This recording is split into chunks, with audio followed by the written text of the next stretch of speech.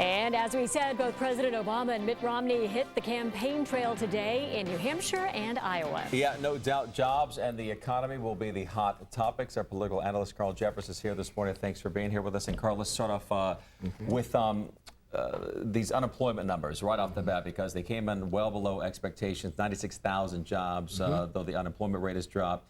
Republicans are lashing out this morning already. Well, that's to be expected. I said the early part of the week that the only damper that could occur with an otherwise very successful Democratic convention would be if the jobs numbers reports this Friday morning were less than enthusiastic.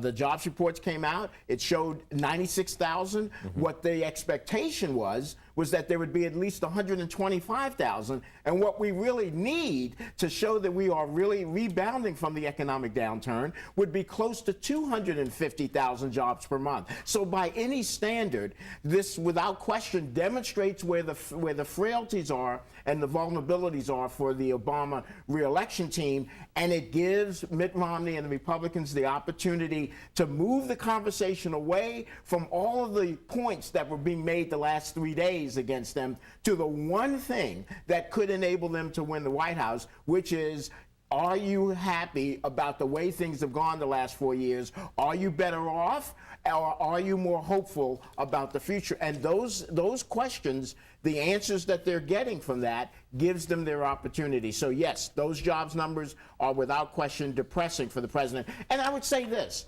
that the real danger is not so much that the people who are not finding work and having difficulty getting new jobs will now, as a result, vote for Mitt Romney, because many of them voted for Barack Obama 4 years ago. What the danger is that if you personally have been challenged and you're not doing well now and you were doing better 4 years ago, you may not go to the polls at all and vote. And that's where the problem is. It's the base that has to be motivated, and that's what both conventions were doing. Remember, less than 7% of the entire American electorate is still undecided. And most of them, unfortunately, are not here in California. So they won't be really focusing here. And those people, in many cases, are people who voted before for Obama, have not had the ability or the success they wanted to find new work and new jobs, and they may not go to the polls, and that would be a dangerous sign for the president. So the president comes off this very good speech, yes, everyone is saying last night. He did what he had to do. He came out there. He looked very presidential, and what he had to say sounded good, reinventing the change. But now smack into this jobs report. What does the Romney campaign do with this? They've already come out with a statement. Sure. They didn't waste any time because they had prepared the response in case the numbers were what they were expecting, which was the possibility that they would be less than enthusiastic and less than acceptable. And they will use this not only to move the discussion away from the successful points the president made and Bill Clinton made and Michelle Obama made and Jennifer Granholm and Joe Biden. They will use this as the crux and foundation of their campaign. Remember, I've been visiting with you every morning now for the last 2 weeks for both conventions.